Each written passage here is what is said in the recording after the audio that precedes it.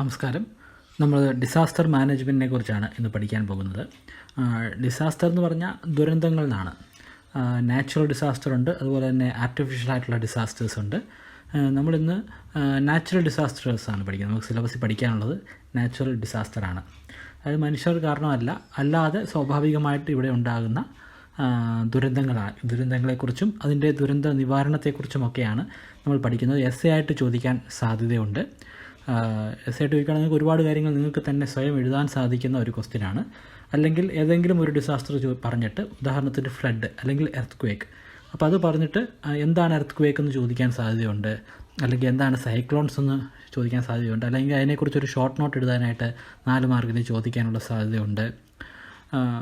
അങ്ങനെ 4 മാർക്കിന് ചോദിക്കാം, അല്ലെങ്കിൽ ആയിട്ട് പൊതുവെ ചോദിക്കാനും സാധ്യതയുണ്ട്. ഇപ്പോൾ എന്താണെന്ന് ചോദിക്കാൻ ഉള്ള സാധ്യതയോടൊപ്പം തന്നെ എങ്ങനെ അതിനെ മാനേജ് ചെയ്യാം, ഡിസാസ്റ്റർ മാനേജ്മെൻറ്റ്, സൈക്ലോണിൻ്റെ ഡിസാസ്റ്റർ മാനേജ്മെൻറ്റ് എങ്ങനെയാണ്, അങ്ങനെയൊക്കെ ചോദിക്കാൻ സാധ്യതയുണ്ട്.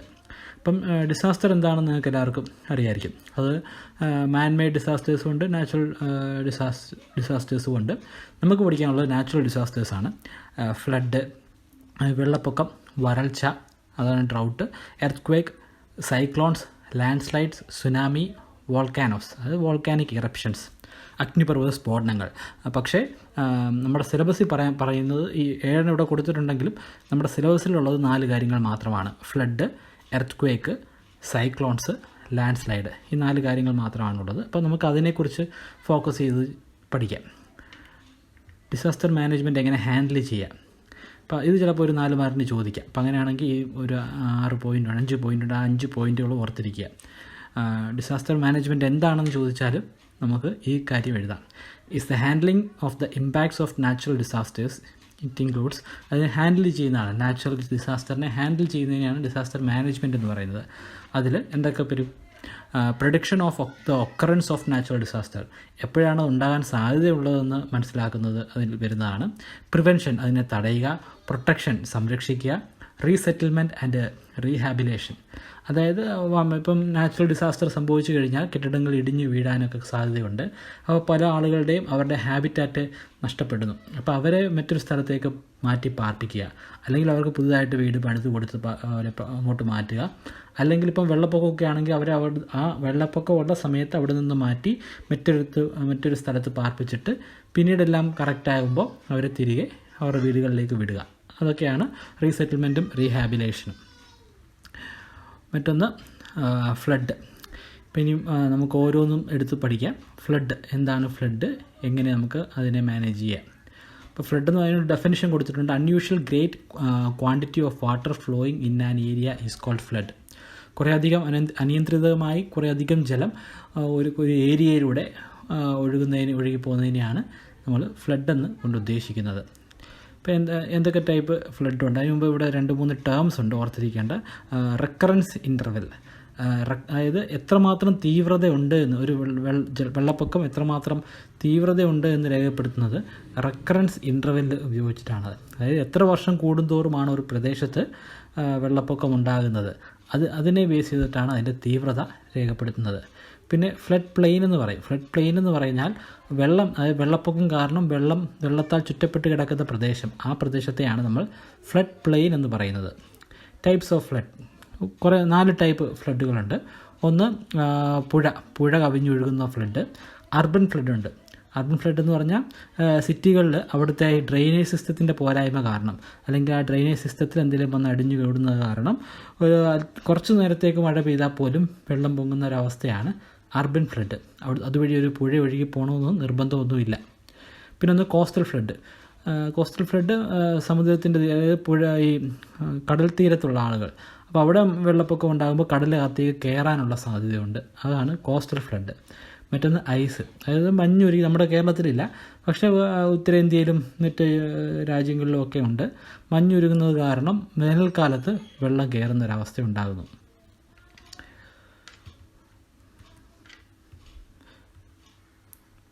ഇനി നമുക്ക് കോസസ് ഓഫ് ഫ്ലഡ് നമ്മളിപ്പോൾ പറഞ്ഞിട്ടുണ്ട്. അപ്പോൾ അത് തന്നെ ഓരോരോ പോയിൻറ്റുകളായിട്ട് കൊടുത്തിരിക്കുകയാണ്. അപ്പോൾ ഈ പോയിൻറ്റുകളൊക്കെ നിങ്ങൾ ഓർത്തിരിക്കുക. കുറേ കാര്യങ്ങൾ നിങ്ങൾക്ക് തന്നെ എഴുതാൻ സാധിക്കും. ഈ പോയിൻറ്റുകളൊക്കെ നോട്ട് ചെയ്ത് കഴിഞ്ഞാൽ കൂടുതൽ കാര്യങ്ങൾക്ക് എഴുതാൻ സാധിക്കും. ഇപ്പോൾ ആയിട്ടൊക്കെ ചോദിച്ചാൽ നിങ്ങൾക്ക് ഓൾറെഡി അറിയാവുന്ന കാര്യങ്ങളിൽ നിന്ന് എഴുതിയെടുക്കുക എന്ന് പറഞ്ഞാൽ കുറച്ച് പോയിൻറ്റുകളെ കിട്ടത്തുള്ളൂ. അപ്പോൾ കൂടുതൽ വായിച്ചു കഴിഞ്ഞാൽ നിങ്ങൾക്ക് ആ പോയിൻറ്റുകളൊക്കെ എഴുതാവുന്നതാണ്. ഇപ്പോൾ നമ്മൾ പറഞ്ഞ കാര്യങ്ങളൊക്കെ ഇതിൽ വരുന്നുണ്ട്, അതൊക്കെ ഒന്ന് നോട്ട് ചെയ്യുക. ഇനിയും എന്താണ് ഇമ്പാക്റ്റ് ഒരു വെള്ളപ്പൊക്കം ഉണ്ടാകുമ്പോൾ എന്താണ് മനുഷ്യരെയോ അല്ലെങ്കിൽ മൃഗങ്ങളെയോ ഒക്കെ ബാധിക്കുന്നത് എങ്ങനെയാണ്? വെള്ളത്തിൽ മുങ്ങി കുറേ മനുഷ്യർ മരണമടയാനുള്ള സാധ്യതയുണ്ട്. മനുഷ്യർ മാത്രമല്ല, വളർത്തു മൃഗങ്ങളും പെറ്റ് ആനിമൽസും ഒക്കെ അത്തരത്തിൽ മരണമടയാം. പിന്നെ ശക്തമായ വെള്ളത്തിൻ്റെ ഒഴുക്ക് കാരണം, വെള്ളം നന്നായിട്ട് കയറി അത് ഒഴുകുന്നത് കാരണം കെട്ടിടങ്ങൾ ഇടിഞ്ഞു വീഴാനുള്ള സാധ്യതയുണ്ട്. പിന്നെ റോഡുകൾ പലതും തകർന്നു വീഴാൻ സാധ്യതയുണ്ട്. ഡാമുകൾ തകരാനുള്ള സാധ്യതയുണ്ട്.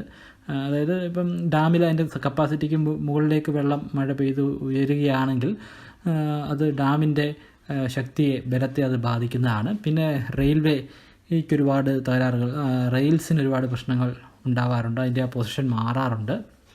ടെലികമ്മ്യൂണിക്കേഷൻ സിസ്റ്റത്തിനെ അത് ബാധിക്കും. ഇലക്ട്രിക് സപ്ലൈയെ ബാധിക്കും. സോയിൽ ഇറോഷന് കാരണമാകുന്നു. ലാൻഡ് സ്ലൈഡ്സിന് കാരണമാകുന്നു. ഡ്രെയിനേജ് സിസ്റ്റം കൃത്യമായി പ്രവർത്തിക്കാതെ ആകുന്നു. ക്രോപ്പ് ലാൻഡ്, നമ്മുടെ കൃഷിയിടങ്ങൾ പ്രശ്നങ്ങളുണ്ടാകുന്നു. നമ്മുടെ വിലപ്പെട്ട സർട്ടിഫിക്കറ്റുകളും മറ്റു കാര്യങ്ങളുമൊക്കെ നശിക്കുന്നു. ഡ്രിങ്കിങ്, അത് നമുക്ക് കുടിക്കാൻ സാധിക്കുന്ന ജലത്തിൽ നമുക്ക് കുറവുണ്ടാകുന്നു. കാരണം കിണറ്റിലെ വെള്ളമൊന്നും ആ സമയത്ത് കുടിക്കുന്നത് വളരെ അപകടമായിരിക്കും. പിന്നെ അതുപോലെ കാരണം ഈ കിണർ വെള്ളം പൊങ്ങുമ്പോൾ കിണറ്റിലേക്ക് ആ വെള്ളം ഉയരുകയാണ്. അപ്പം പല സ്ഥലങ്ങളിലൂടെ ബാത്റൂമുകളിലുമൊക്കെ ഒഴുകി ഒലിച്ച വെള്ളമായിരിക്കും കിണറ്റിലേക്ക് ഒഴുകി ഇറങ്ങുന്നത്. അപ്പോൾ ആ വെള്ളം കുടിക്കുന്നതും അപകടമാണ്. ഇനി പ്രൊട്ടക്റ്റീവ് സ്റ്റെപ്സ്, എന്തൊക്കെ പ്രൊട്ടക്റ്റീവ് സ്റ്റെപ്പുകൾ നമുക്ക് സ്വീകരിക്കാൻ സാധിക്കും? അപ്പോൾ ഫ്ലഡ് ഉണ്ടെങ്കിൽ stop, turn around and go another വേ. അപ്പോൾ നമ്മൾ വെള്ളപ്പൊക്കം, നമ്മൾ പോകുന്ന സ്ഥലത്ത് വെള്ളപ്പൊക്കം ഉണ്ടെങ്കിൽ ആ ഭാഗത്തു നിന്നും ഇപ്പോൾ നമ്മൾ സഞ്ചരിച്ചുകൊണ്ടിരിക്കുകയാണ്, അപ്പോൾ അവിടുന്ന് തിരിച്ചു പോവുക എന്നാണ് പറയുന്നത്, ഒരു സ്റ്റെപ്പാണ്. പിന്നെ ഫ്ലഡഡ് ഏരിയയിലാണ് നമ്മൾ താമസിക്കുന്നതെങ്കിൽ അവിടെ നിന്നും ഉയരം കൂടിയ സ്ഥലങ്ങളിലേക്ക് നമ്മൾ മാറുക. അപ്പോൾ ഗവൺമെൻറ് അതിനുവേണ്ടി പ്രത്യേകം നമുക്ക് റീസെറ്റിൽമെൻറ്റ് അല്ലെങ്കിൽ റീഹാബിലേഷൻ ഒക്കെ സെൻറ്റേഴ്സൊക്കെ തുറന്ന് തരുന്നതാണ്. അപ്പോൾ അവിടെ പോയി താമസിക്കുക. വെള്ളം താഴ്ന്നതിന് ശേഷം മാത്രം തിരികെ വരിക. പിന്നെ നമ്മൾ വാഹനം ഓടിച്ചുകൊണ്ടിരിക്കുകയാണെങ്കിൽ, വാഹനം ഓടിക്കുമ്പോൾ ആ വാഹനത്തിലാണ് വെള്ളം കയറുന്ന സമയത്ത് നമ്മൾ വാഹനത്തിലാണെങ്കിൽ സുരക്ഷിതമായി വാഹനം ഒരു സൈഡിലേക്ക് മാറ്റുക, വാഹനത്തിൽ നിന്ന് ഇറങ്ങുക. അപ്പം നമ്മൾ നാല് വശത്തും വെള്ളം കയറി വരികയാണെങ്കിലുള്ള അവസ്ഥയാണ് പറഞ്ഞത്. പിന്നെ ഭക്ഷണ സാധനങ്ങൾ വെള്ളവുമായിട്ട് കോണ്ടാക്റ്റ് വരാതിരിക്കാൻ ശ്രമിക്കുക. കോണ്ടാക്റ്റ് ഉണ്ടായിട്ടുണ്ടെങ്കിൽ ആ ഭക്ഷണ സാധനം പിന്നീട് കഴിക്കാതിരിക്കുക. കാരണം ഈ ഒഴുകി വരുന്ന വെള്ളത്തിൽ പലതരത്തിലുള്ള കീടാണുക്കളും ഉണ്ടായിരിക്കുന്നതാണ്. പിന്നെ നമ്മുടെ certificate, insurance policy, ID cards, documents, അങ്ങനെയുള്ള കാര്യങ്ങളെല്ലാം പ്രത്യേകം വെള്ളം പുരണ്ടാൽ പോലും കുഴപ്പം പറ്റാത്ത രീതിയിൽ സേഫ് ഡെപ്പോസിറ്റ് ബോക്സുകളിലാക്കി സൂക്ഷിക്കുക. പിന്നീട് റേഡിയോയും TV-യും ഒക്കെ കൃത്യമായിട്ട് കാണുക. അതിലിപ്പം അത് കൂടാതെ അനൗൺസ്മെൻറ്റ് ഉണ്ടാകും. കളക്ടർ അല്ലെങ്കിൽ പഞ്ചായത്തിൻ്റെ ഭാഗത്തു നിന്നുള്ള അനൗൺസ്മെൻറ്റ് ഉണ്ടാകും ഡാം തുറക്കുന്നതുമായിട്ട് ബന്ധപ്പെട്ടിട്ടുള്ളത്. അപ്പോൾ അതിൽ ആ അനൗൺസ്മെൻറ്റ് അനുസരിച്ചുള്ള കാര്യങ്ങൾ ചെയ്യുക. പിന്നെ വെള്ളപ്പൊക്കം ഉണ്ടാകുമ്പോൾ സമയത്ത് നമ്മൾ ബോട്ടിലുകളിൽ ശുദ്ധജലം ശേഖരിച്ച് വെക്കുക. പിന്നീട് ഇപ്പോൾ ഗവൺമെൻറ് നമ്മൾ താമസിക്കുന്ന സ്ഥലത്തു നിന്ന് വെളിയിലേക്ക് വരാൻ പറഞ്ഞു കഴിഞ്ഞാൽ നമ്മൾ അവിടെ നിന്നും മാറി ഗവൺമെൻറ് പറയുന്നതനുസരിച്ചുള്ള സ്ഥലങ്ങളിലേക്ക് മാറേണ്ടതാണ്. പിന്നെ വെള്ളപ്പൊക്കത്തിന് ശേഷം നമ്മൾ ചെയ്യേണ്ട കുറേ കാര്യങ്ങളുണ്ട്. എന്തൊക്കെയാണെന്ന് നോക്കാം. Seek necessary medical care at the nearest hospital. അടുത്തുള്ള ആശുപത്രികളിൽ നിന്നും വേണ്ട മെഡിക്കൽ കെയർ സ്വീകരിക്കേണ്ടതാണ്. Help neighbours who may require special assistance. നമ്മുടെ തൊട്ടടുത്തുള്ള വീടുകളിലുള്ള അവസ്ഥ എന്താണെന്ന് മനസ്സിലാക്കുക. അവർക്ക് ആവശ്യമായിട്ടുള്ള സേവനങ്ങൾ ചെയ്തു കൊടുക്കണമെങ്കിൽ ചെയ്തു കൊടുക്കുക. പിന്നെ ക്ലീനിങ് ഒക്കെ നടത്തുന്ന സമയത്ത് ഷൂ ധരിക്കാൻ ശ്രദ്ധിക്കുക. അല്ലെങ്കിൽ കാലിൽ പലതരത്തിലുള്ള അസുഖങ്ങൾ ഉണ്ടാകാനുള്ള സാധ്യതയുണ്ട്. പിന്നെ പ്രത്യേകം ശ്രദ്ധിക്കേണ്ട കാര്യമുണ്ട്. കാരണം എവിടെയെങ്കിലും ഇലക്ട്രിക് പോസ്റ്റുകൾ മറ്റും മറിഞ്ഞിട്ടുണ്ടാകും, അല്ലെങ്കിൽ ലൈൻ പൊട്ടിയിട്ടുണ്ടാകും. അപ്പം ജലമാണ് അവിടെ, അത് പ്യുവർ വാട്ടറൊന്നുമല്ല, അതുകൊണ്ട് തന്നെ അത് കണ്ടക്ടറാണ്. അപ്പോൾ അതുകൊണ്ട് തന്നെ അത് ശ്രദ്ധിക്കുക. ഇലക്ട്രിസിറ്റി ലൈൻ പൊട്ടിയിട്ടുണ്ടെങ്കിൽ അത് ഇലക്ട്രിസിറ്റി ബോർഡിനെ വിളിച്ചറിയിച്ച് അതെല്ലാം ഓഫ് ആക്കേണ്ടതാണ്. പിന്നെ കുറച്ച് കാര്യങ്ങൾ കൂടി പറയുന്നുണ്ട്. അവോയ്ഡ് ഡിസാസ്റ്റർ ഏരിയയിൽ നിന്ന് മാറി നിൽക്കുക. കണ്ടിന്യൂ ടു ലിസൺ, റേഡിയോ കേൾക്കുക. ഫ്ലഡഡ്, അത് വെള്ളം കയറിയ ബിൽഡിങ്ങിൽ നിന്ന് മാറി നിൽക്കുക. ചിലപ്പം ശക്തമായിട്ടുള്ള വെള്ളം കയറിയിട്ടുണ്ടെങ്കിൽ ആ കെട്ടിടം ഇടിഞ്ഞു വീഴാനുള്ള സാധ്യതയുണ്ട്. പിന്നെ ഡ്രെയിനേജ് ചെക്ക് ചെയ്യുക. അവിടെ എന്തെങ്കിലും അടിഞ്ഞുകൂടി കിടപ്പുണ്ടോ എന്ന് പരിശോധിക്കുക. വാട്ടർ ലൈൻസ് ചെക്ക് ചെയ്യുക. വീടിൻ്റെ ഉള്ളിൽ ചിലപ്പോൾ പാമ്പുകളോ അല്ലെങ്കിൽ അതുപോലുള്ള ജീവജാലങ്ങളൊക്കെ ഉണ്ടാകാനുള്ള സാധ്യതയുണ്ട്. അപ്പോൾ വീട് ക്ലീൻ ചെയ്യുന്നതിന് മുമ്പ് അതും പരിശോധിക്കുക. പിന്നെ അടുത്തത് ഓർഗനൈസേഷൻസ് ആണ്. ഇത്തരത്തിലുള്ള കാര്യങ്ങളിൽ നമ്മളെ സഹായിക്കുന്ന ഓർഗനൈസേഷൻ ഏതൊക്കെയാണ്? നാഷണൽ ഡിസാസ്റ്റർ മാനേജ്മെൻ്റ് ഉണ്ട്, അത് ഹോം അഫയേഴ്സ് മിനിസ്ട്രിയുടെ കീഴിൽ വരുന്നതാണ്. പിന്നെ Indian army, Indian air force, IRCS, Oxfam, action aid, NGO, national disaster, United Nations disaster management team. ഇപ്പോൾ ഇവരൊക്കെ വലിയ വലിയ അപകടങ്ങളൊക്കെ സംഭവിക്കുന്ന സമയത്ത് നമ്മുടെ രക്ഷയ്ക്കായിട്ട് എത്തിച്ചേരുന്നവരാണ്. ഇത്തരത്തിലുള്ള ഓർഗനൈസേഷനുകളാണ്. പിന്നെ എർത്ത് ക്വേക്ക് മറ്റൊരു ഡിസാസ്റ്ററാണ്. ഇപ്പോൾ എർത്ത് ക്വേക്ക് എന്ന് പറഞ്ഞാൽ ഭൂമി കുലുക്കമാണ്. ഭൂമി കുലുക്കം ഉണ്ടാകാനുള്ള കാരണം ടെക്ടോണിക് മൂവ്മെൻ്റ് ആണ് പ്രധാനമായിട്ടും. അതായത് നമുക്കറിയാം, നമ്മുടെ ഭൂമിയുടെ പ്രതലം അല്ലെങ്കിൽ ലിത്തോസ്ഫിയർ എന്ന് പറയുന്നത് കുറേയധികം പ്ലേറ്റുകൾ കൊണ്ട് സൃഷ്ടിക്കപ്പെട്ടതാണ്. അതിനാണ് പ്ലേറ്റ് ടെക്ടോണിക് എന്ന് പറയുന്നത്. അപ്പോൾ ആ പ്ലേറ്റുകളെല്ലാം പരസ്പരം ചലിച്ചുകൊണ്ടിരിക്കുകയാണ്. അപ്പോൾ ആ ചലനം കാരണം അത് പരസ്പരം തെന്നി മാറാനോ അല്ലെങ്കിൽ ഒന്ന് മറ്റൊന്നിൻ്റെ മുകളിലേക്ക് കയറാനോ സാധാരണഗതിയിൽ അത് ചലിച്ചുകൊണ്ടേ ഇരിക്കുകയാണ്. പക്ഷേ അതിൻ്റെ സ്വാഭാവികമായിട്ടുള്ള ചലനത്തിന് വ്യതിയാനങ്ങൾ സംഭവിക്കാം. അത്തരത്തിലുണ്ടാകുന്ന വ്യതിയാനങ്ങൾ കാരണമാണ് ഭൂമി കുലുക്കം സാധാരണഗതിയിൽ ഉണ്ടാവാറ്. പക്ഷെ അങ്ങനെ മാത്രമല്ല, വോൾക്കാനിക് ഇറപ്ഷൻ കാരണം ഉണ്ടാകാം, അല്ലെങ്കിൽ വലിയ വലിയ മെട്രോയിഡുകൾ അല്ലെങ്കിൽ ഉൽക്കാപാളികൾ വന്ന് ഭൂമിയിൽ പതിക്കുന്നത് കാരണം ഉണ്ടാകാം, അല്ലെങ്കിൽ മാൻമെയ്ഡ് വാട്ടർ ഡാമുകൾ കാരണം ഭൂകമ്പങ്ങൾ സൃഷ്ടിക്കാനുള്ള സാധ്യതയുണ്ട്. ന്യൂക്ലിയർ പരീക്ഷണങ്ങൾ നടക്കുമ്പോൾ ഉണ്ടാകാനുള്ള സാധ്യതയുണ്ട്. പിന്നെ വാട്ടർ ടേബിൾ, അതായത് അണ്ടർഗ്രൗണ്ട് വാട്ടറിലുള്ള ലെവൽ കുറയുന്നതനുസരിച്ച് ഭൂകമ്പം സംഭവിക്കാനുള്ള സാധ്യതയുമുണ്ട്. പിന്നെ ഭൂകമ്പവുമായി ബന്ധപ്പെട്ട പഠനങ്ങളെയാണ് നമ്മൾ സീസ്മോളജി എന്ന് പറയുന്നത്. അത് ഒരു ബ്രാഞ്ച് ഓഫ് സയൻസ് ആണ്. അപ്പം ഈ ഭൂകമ്പത്തെ അളക്കാനായിട്ട്, എത്രമാത്രം തീവ്രതയുള്ള ഭൂകമ്പമാണെന്ന് മനസ്സിലാക്കാനായിട്ട് നമ്മളൊരു ഇൻസ്ട്രുമെൻറ്റ് യൂസ് ചെയ്യുന്നുണ്ട്, അതാണ് സീസ്മോഗ്രാഫ്. പിന്നെ ഇത് അളന്നെടുക്കുന്ന അതിൻ്റെ മാഗ്നിറ്റ്യൂഡ്, തീവ്രത, അത് റിക്ടർ സ്കെയിലാണ് നമ്മൾ അടയാളപ്പെടുത്തുന്നത്. ഇപ്പോൾ റിക്ടർ എന്ന് പറഞ്ഞ ഒരു സയൻറ്റിസ്റ്റാണ് അത് കണ്ടെത്തിയിരിക്കുന്നത്, അതുകൊണ്ടാണ് അതിന് റിക്ടർ സ്കെയിൽ എന്ന് പേര് ലഭിച്ചത്. പിന്നെ ഹൈപ്പോ സെൻറ്റർ, എപ്പി സെൻറ്റർ എന്ന 2 ടേമുകളുണ്ട്.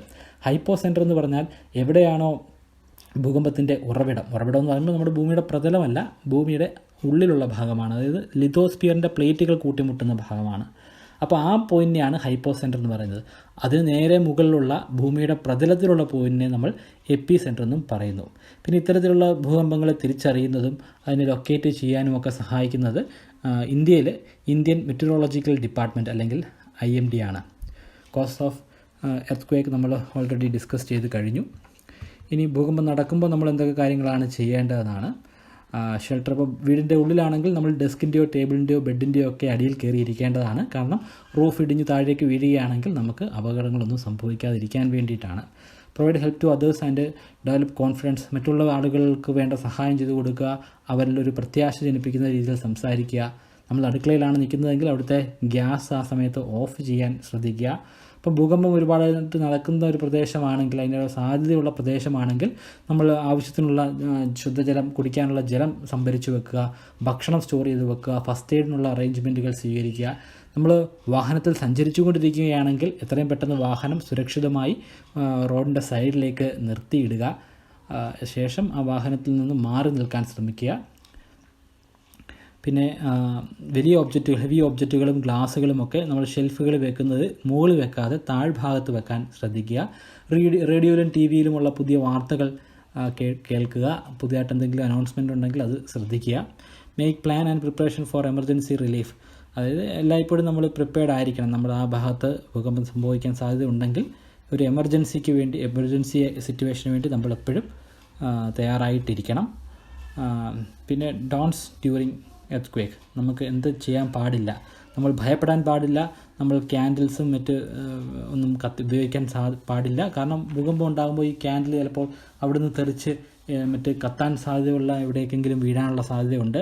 പിന്നെ ഭൂകമ്പം സംഭവിച്ചു കഴിഞ്ഞ ആ സമയത്ത് നമ്മൾ ഇലക്ട്രിക് മെയിൻ സ്വിച്ചുകളൊന്നും ഓഫ് ചെയ്യാതിരിക്കുക. പിന്നെ തെറ്റായ വാർത്തകൾ പ്രചരിപ്പിക്കാതിരിക്കുക. പിന്നെ കെട്ടിടങ്ങൾ, do not run through or near building during, അപ്പോൾ ഭൂകമ്പം നടക്കുമ്പോൾ കെട്ടിടത്തിൻ്റെ ഉള്ളിലേക്കോ അല്ലെങ്കിൽ കെട്ടിടത്തിൻ്റെ അടുത്തേക്കോ പോകാതിരിക്കുക. അവിടെ നിന്നൊക്കെ മാറി ഒറ്റപ്പെട്ട ഒരു സ്ഥലത്ത് നിൽക്കാൻ ശ്രദ്ധിക്കുക. പിന്നെ റിക്ടർ സ്കെയിൽ, നമ്മൾ പറഞ്ഞു റിക്ടർ സ്കെയിൽ കണ്ടെത്തിയത്, റിക്ടർ സ്കെയിലാണ് ഈ മാഗ്നിറ്റ്യൂഡ് രേഖപ്പെടുത്തുന്നത്, അതിൻ്റെ തീവ്രത രേഖപ്പെടുന്നത് കണ്ടെത്തിയത് ചാൾസ് F. റിക്ടർ എന്ന് പറഞ്ഞ കാലിഫോർണിയയിലുള്ള ഒരു ഗവേഷകനാണ്. അതുകൊണ്ടാണ് അതിന് ആ ഒരു പേര് ലഭ്യമായിരിക്കുന്നത്. പിന്നെ റിക്ടർ സ്കെയിലുള്ള വാല്യൂസ് ഇപ്പോൾ 4.9 താഴെയാണെങ്കിൽ അത് അത്രയധികം പേടിക്കേണ്ട ഒരു ഭൂകമ്പമല്ല. 5നും 6.9നും ഇടയ്ക്കാണെങ്കിൽ ഒരു മോഡറേറ്റ്, ഒരു ശരാശരിയിൽ നിൽക്കുന്ന ഒരു ഭൂകമ്പമാണ്. എന്നാൽ 7നും 7.9നും ഇടയിലാണെങ്കിൽ അത് തീവ്രമായ ഒരു ഭൂകമ്പമാണ്.